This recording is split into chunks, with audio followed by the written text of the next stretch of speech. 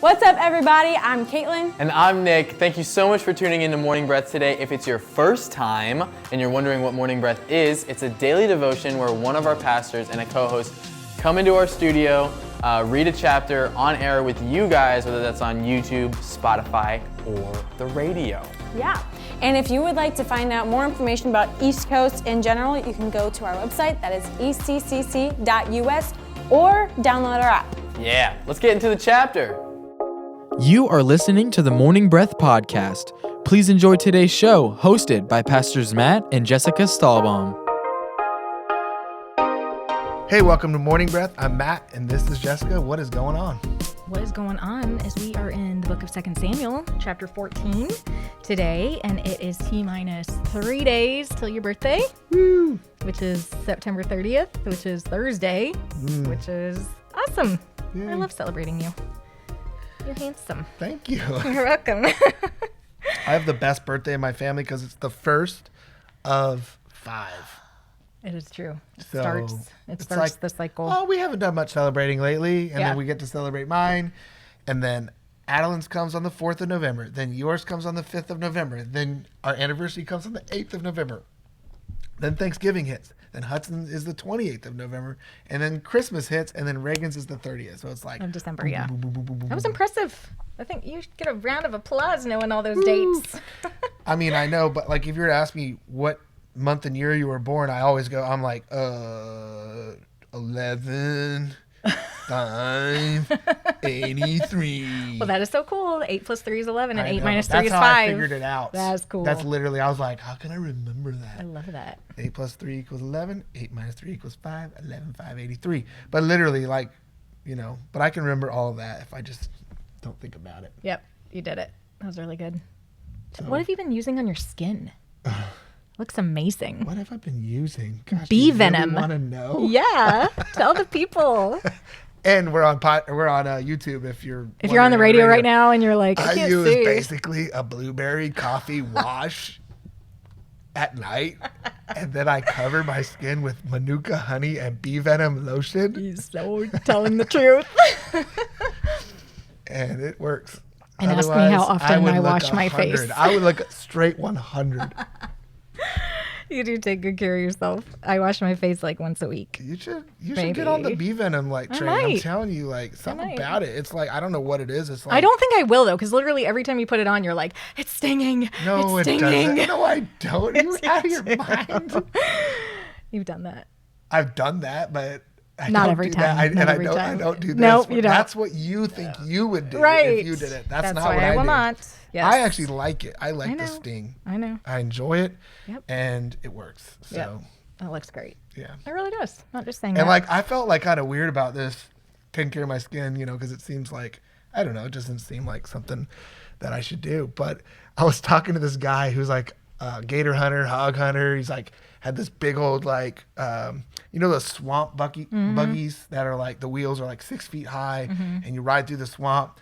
And somehow we got on this subject, and he's like, he was my age, but he looked a little more like a little weathered than me, kind of like cowboyish, you know. And he's like, oh man, I wash my face with oatmeal, and like I just started laughing. I was like, we're out here hog hunting. You're like a cowboy. Like we're out here with guns, like going to kill hogs, and we're talking about your washing facial our face, baby. washes. Like, we're manly. Like we'll go kill hogs, but we're Yep. also take care of our precious little skin. That's right. That's So we right. post our pictures on Instagram that Yep. we still look good. That's hilarious. Isn't that funny? Yes, that's very funny.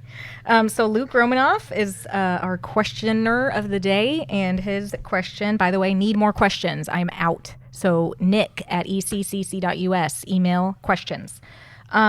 His question for us is, what is our favorite Bible story?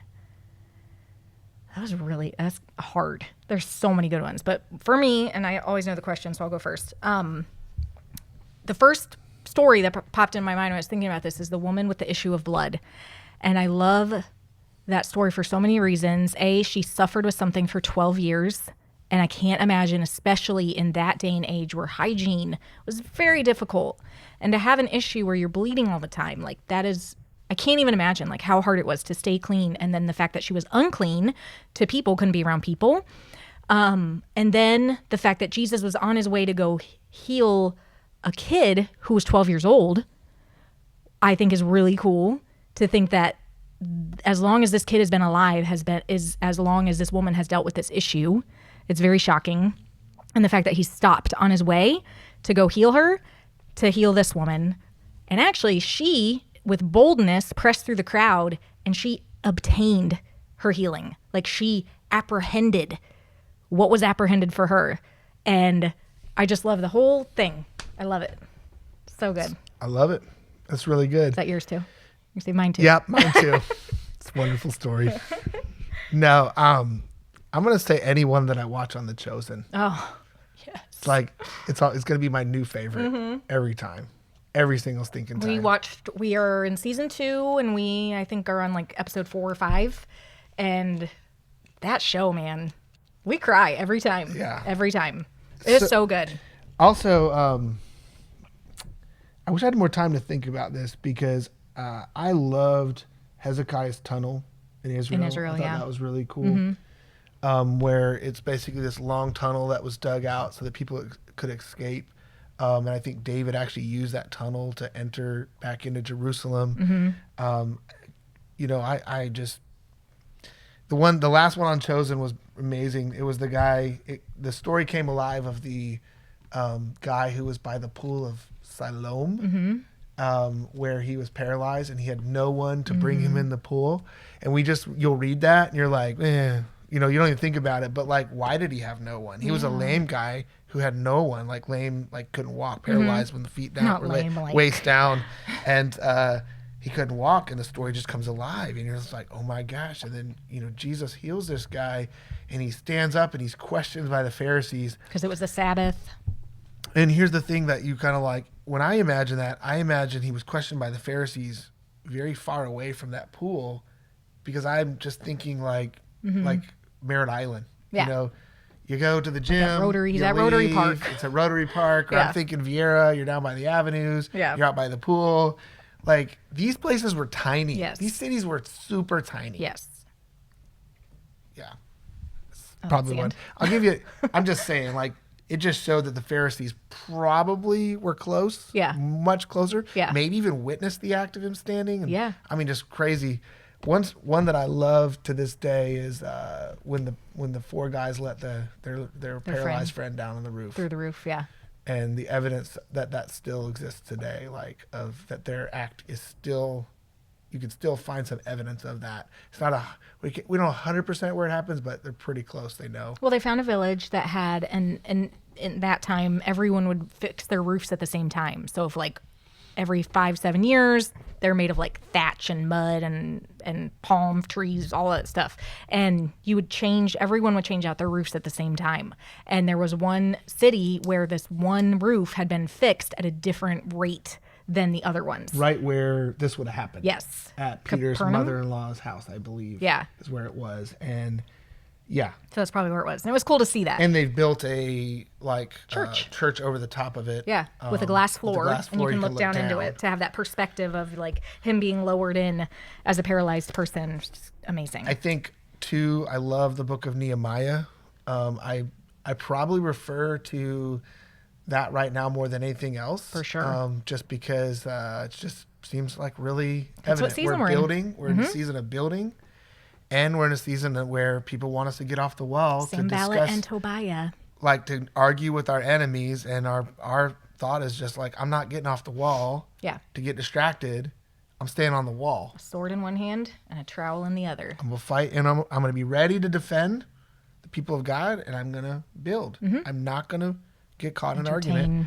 Entertain distractions. Yep. So there's that, and then of course probably David and Goliath. So there you go, Luke. 17 Bible stories that are our favorites. But the original answer stands true. Whatever's on Chosen, that's my favorite. Because I'm just like, what? Oh my gosh. Yes. It's amazing. We'll say it again. We've said it before and we'll say it again. Watch The Chosen. It's really good. Okay? All right. So we're in 2 Samuel chapter 14. Here we go. Now Joab, the son of Zeruiah, knew that the king's heart longed for Absalom. So Joab sent word to Tekoa and had a wise woman brought from there and told her, "Please pretend to be a mourner and put on mourning clothes and do not anoint yourself with oil, but act like a woman who's for many days been in mourning for the dead." Then go to the king and speak to him in this way." So Joab told her what to say. When the woman of Tekoa spoke to the king, she bowed with her face to the ground and lay herself down and said, "Help, O king." The king asked her, "What is the matter?" She said, "Truly, I am a widow. My husband is dead. Your maidservant had 2 sons, but the 2 of them struggled and fought in the field. There was no one to separate them, so one struck the other and killed him. Now behold, the entire family has risen against your maidservant, and they say, 'Hand over the one who killed his brother, so we may put him to death to pay for the life of his brother whom he killed and destroy the heir also.' By doing this, they will extinguish my coal that is left, leaving my husband without a name or a remnant, heir, H-E-I-R, on the face of the earth." Then David said to the woman, "Go to your home, and I will give orders concerning you." The woman of Tekoa said to the king, "My lord, O king, the guilt is on me and on my father's house, but the king and his throne are guiltless." The king said, "If anyone speaks to you about this matter, bring him to me for judgment, and he will not touch you again." Then she said, "Please let the king remember the Lord your God, so that the avenger of blood will not continue to destroy. Otherwise they will destroy my son." And David said, "As the Lord lives, not a single hair from the head of your son shall fall to the ground." Then the woman said, "Please let your maidservant speak one more word to my lord the king." He said, "Speak."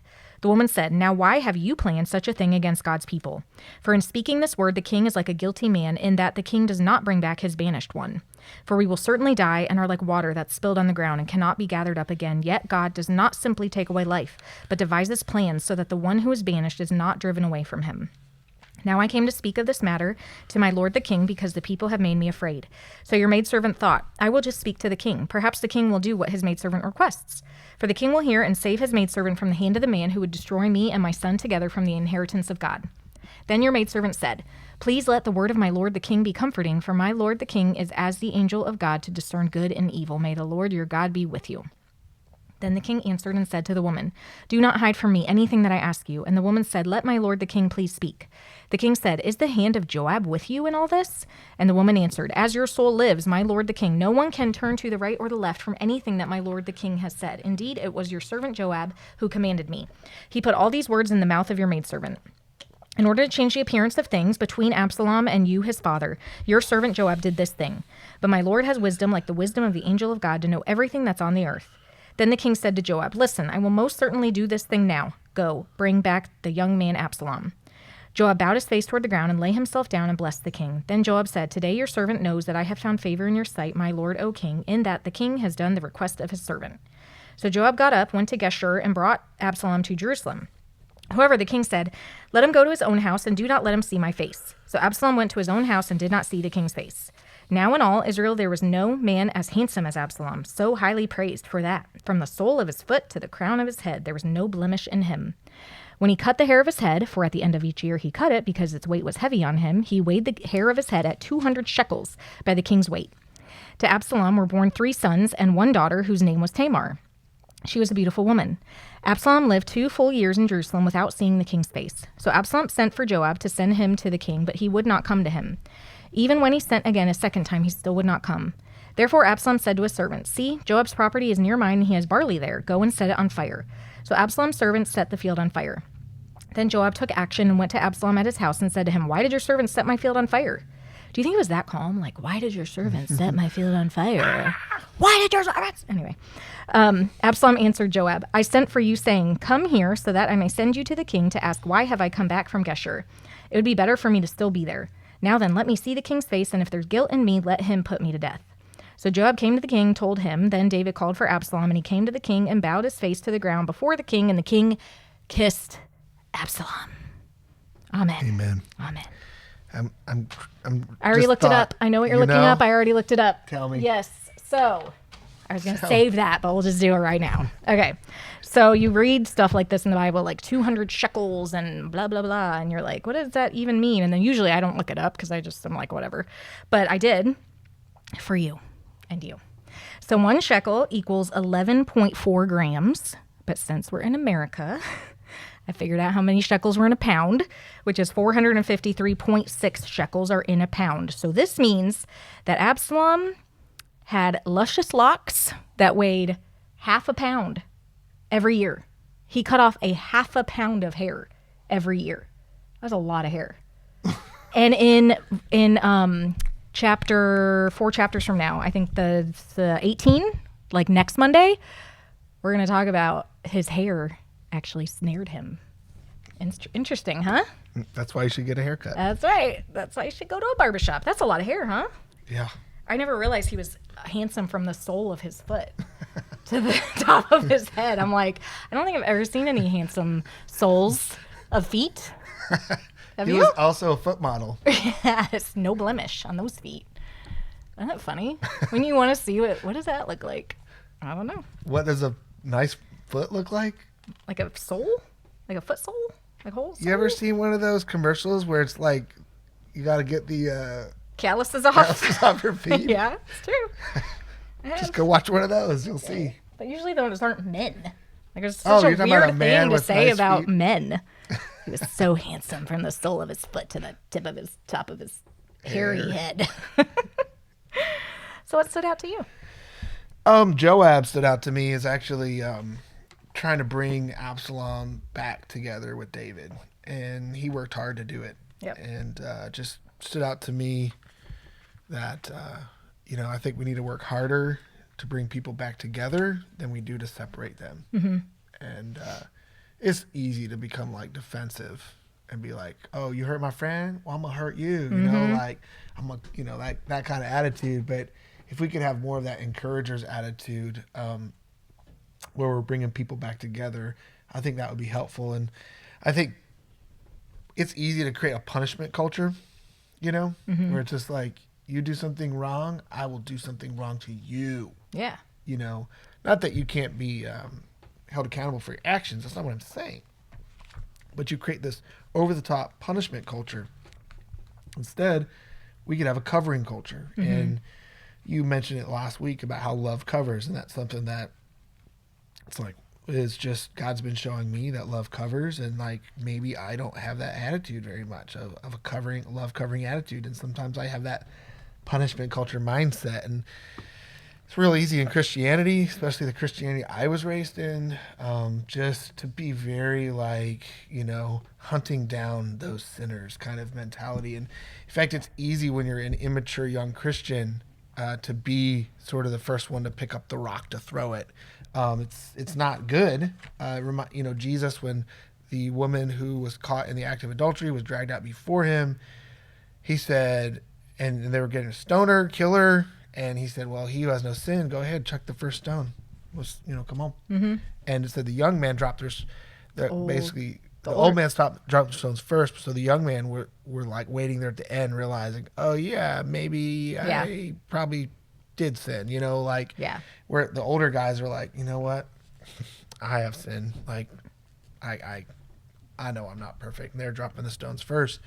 And just made me think how precious it is when you have people in your life that are willing to help you versus hurt you. Mm-hmm. They want to help you.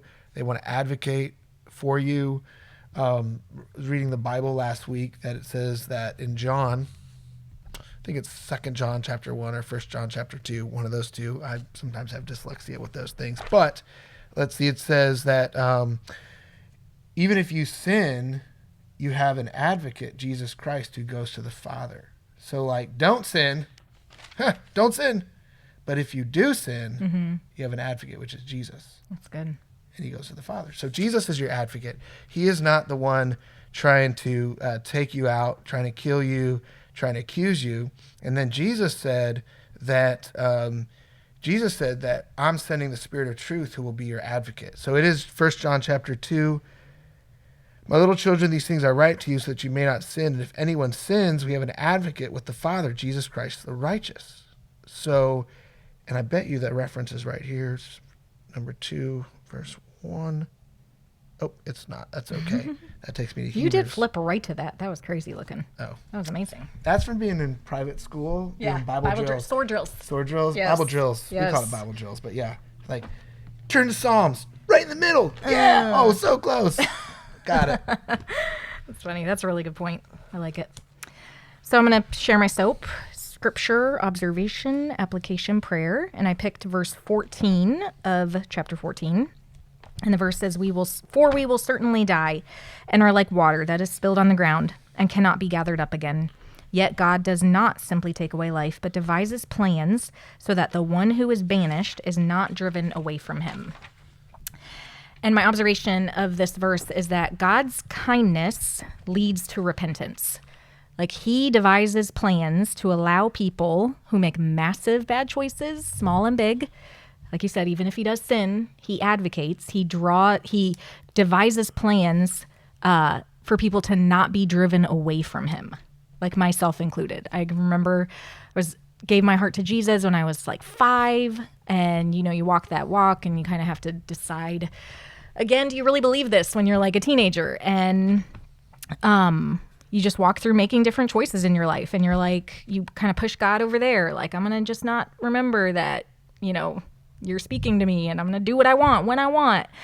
But he devised plans so that I wouldn't be driven away from him. Even though whatever I was doing wasn't right, he was devising plans and putting people in place and letting me hear a worship song or have a song that was hidden in my heart or a verse that was hidden in my heart when I was little to rise up and remind me of what way I needed to go.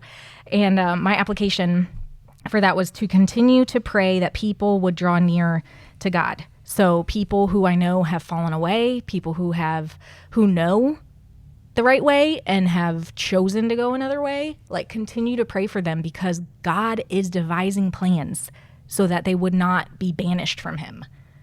And my prayer is too personal to share, so I'm not going to share it. But I do. I write out a prayer and just praying for specific people. And I'll say this: I'm praying for their children and their children's children, that the choices that they're making right now would not affect their kids and their legacy long term, and that the plans that God is devising to have them not be banished and not have them be so far away would be effective, and that the scales would fall off their eyes, and that they would find freedom and all of that. Yeah, I mean, we have a friend, I won't mention who they are, and no one's really going to be able to guess who this is, because this is not, let me just put it this way, they don't and haven't gone and attended they have not ever been a member of East Coast Christian Center. I wonder if I'm going to know who they are. Just kidding. Just kidding. But they started a church like years upon years ago, and they said they did it in a very bad and toxic way. And they still this day just regret like the way that they acted, and they said all the people that they drew in around them were also toxic. And they've just reaped the fruit of that. And it's like, it's sad what they've done, how they think of it. But when I look at this person, I really wish they could get a revelation that, yeah, they might have done that 10 years ago, but God can release them from that now. Yeah. And if they're still called to lead in ministry, if they want to do that, the Lord can turn all that around for good. And he can love them through the process and cause them to repent, not for shame, rub their nose in it. Yeah. But so that God's glory could be revealed. Yep. Through that. I don't know why I felt compelled to say that, but I think maybe one of the things that we could think about is if we know somebody who, as a pastor, I can tell usually when people are struggling because they don't want to talk to me anymore. They just like, I remember this one guy, I used to be a really close friend with him at the gym. We would talk all the time. And then one day he just wouldn't even look at me. And I learned later that he had started becoming addicted to opioids or something like that. And I think we talked about it, but it was obvious that he equated me with more guilt. And so he just didn't want anything to do with me anymore. Not knowing that I wouldn't have unfriended him, or that wasn't even a word back then, but Facebook has made that a word. I wouldn't have cast him aside. Yeah. I would have been like, hey, that's okay. Like, I know you're going through this. I can still be your friend, and I'll encourage you through this. And I don't expect you to quit doing drugs day one, but like, I'm there for you, man. Like, whenever you're ready to stop, like, and I'll be your friend and pray for you along the way. And like, if you want to stop right now, I've took friends who were on all sorts of drugs. Like, they wanted off, and we went and got all their drugs and got all their paraphernalia and got all their dirt and their garbage. And we went and burned it. Never told a soul. Why would I? Yeah. It was just like, hey, like, It's the enemy that wants them to feel condemned being in your presence, because there's twofold. I think one, they're not ready to stop it themselves, and they know that you would encourage them in the right way. So that's one thing. And then B, the enemy just doesn't want them to be convicted. Yeah. I think I said something about it's easy to be a part of the punishment culture, but I think in all reality, the part of me that wants to help people in their sin is much more powerful. And like, it's like when someone's hurting and they say, I'm hurting, it's like, I'm in. Yeah. What can we do? Yeah. Let's get the healing. Like, it's on. Yeah. And I think that that's the deep cry of Jesus, that we would be those healing hands for other people. And, and like Joab helped get Absalom back with David, like we could be somebody that brings reconciliation. People, goes chases the one and leaves the 99 and brings them back to Christ. Yep. Let's do it together. Have a great day. We will see you next week. We hope you enjoyed today's episode of the Morning Breath podcast. If you did, we would love for you to give it a thumbs up and share it with a friend. To follow along with our daily chapter list and for quick access to East Coast podcasts, events, and more, download the East Coast app. It's the best way to stay connected with everything East Coast. We would also love for you to join our online community. Just search for East Coast Christian Center on Facebook and Instagram. Thanks again for listening to the Morning Breath podcast.